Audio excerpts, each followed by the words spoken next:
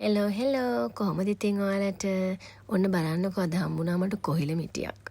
බොරු බොරුවනේ විහිළුවක් කරේ මොන කොහිල මිටිද මේ ඇස්පරගස්. මේක ඉතින් පරිප්පු චුට්ටක් දාලා කොහිල දළු වගේ උයලා රසට කන්නත් පුළුවන්. හැබැයි මම TikTok එකේ දැක්ක ගර්ල් කෙනෙක් කූනිස්සෝ දාලා මේක හදනවා. ඉතින් මට ගෙදර කූනිස්සෝ නම් තිබ්බේ නෑ. හැබැයි වේලිච්ච පොඩි ඉස්සු තිබුණා. මම ඔය හැම එකටම හතු තෙල් දැම්මත් මෑකරල් තෙල් දැම්මත් ඔය පොඩි වේලිච්ච ඉස්සු දානවා.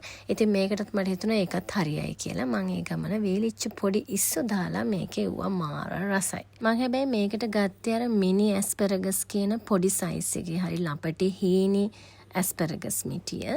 නැත්නම් මේක ටිකක් ලොකු මහත ඒවත් තියෙනවා කඩේ. ඒකෙන් ඉතින් ඇස්පරගස් ටික ඔක්කොම කඩාගෙන අයින් කරගෙන ඊට පස්සේ තෙල් ටිකක් දාලා රත් වෙන තියලා මේකට සූදුරු උළුහාල් ටිකක් එහෙම බැදෙන්න දාලා ඊට පස්සේ සුදු ලූණු කරපිංචා රම්පේ ඊට පස්සේ ඒ ටිකත් බැදෙනකොට ලූණු ටිකකුත් එකතු කරලා ඔක්කොම හොඳට පොඩ්ඩක් තෙලේ එහෙට මෙහෙට බැදෙන්න දෙනවා. මේක මේ නිකන් මං හදපු විදිය තව රස විදි තියෙනවා නම් මටත් කියන්න.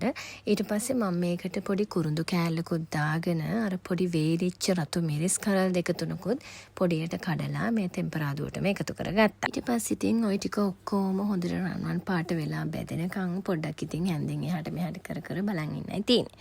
ඔන්න ඊට පස්සේ මම ඕකට කහ කුඩු චුට්ටකුයි ඊට පස්සේ මිරිස් කුඩු ඊට පස්සේ 3-5 කුඩු ටිකකුයි දාගෙන ආයෙ හොඳට කලවම් කරගෙන මේකට අර ඇස්පරගස් ටික එකතු කරගත්තා. ඇත්තටම ඒව කඩාගත්තම පේන්නේ අර ලංකාවේ කොහිල් දළු වගේ තමයි නේද?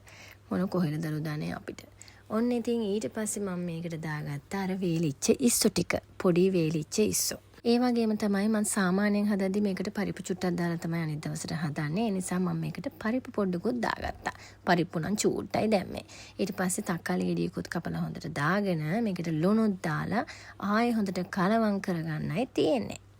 මේක මං කිරි දාන්න කලින් චුට්ටක් වහලා තිබ්බා. ඒකේ තෙලින්ම හොඳට ටෙම්පරාදු වෙලා ඒ ටික තැම්බෙන්න. ඊට පස්සේ හොඳට මිටි කිරි තමයි දැම්මේ. දිය කිරි දාන්න ඕනේ නැහැ. මේක ටක් ගාලා තැම්බෙනවා. මිටි කිරි දාලා ආයෙ චුට්ටක් හොඳට කිරින්ම කරි එක හදාගන්නයි තියෙන්නේ. මේක මාර සුවඳයි රසයි ආයි නෑ මාරම රසයි. ඉතින් එහෙනම් මට මේ අයිඩියා එක ආවේ අර කෝනිස්සු දාලා හදපු ඇස්පරගස් එක කරපු නංගිගේ වීඩියෝ එකකින් TikTok එකේ නංගිටත් thank you very much. මේක මාර රසයි. ඔයගොල්ලොත් හදලා බලන්න. මේක මම ස්ටෝරි දාපු වෙලේ කෙනෙක් හරියටම ගෙස් කරලා කො මේ ඇස්පරගස්ුයි ඉස්සොයි කියලා. එයාට දැන් හට්ටියක් යවන්නත් ඕනේ මං තෑග්ගක් විදියට. ඉතින් මේ ඇස්පරගස් අපි ගොඩක් වෙලාවට ස්ටර් ෆ්‍රයි කරලා නැත්නම් බේක් කරන වෙලාවට දාලා වගේ තමයි කන්නේ. මෙහෙම උයනවා හරි අඩුයිනේ. ඉතින් පරිප්පු චුට්ටක් දාලා එහෙම නැත්නම් තව මොන හරි ಜಾති දාලා උයනවා ඇති ඔයගොල්ලොත්. තව මොන හරි විදි තියෙනවා නම් මටත් කියන්න. මාත් ආසයි ඔය අලුත් ඒවා try කරලා බලන්න.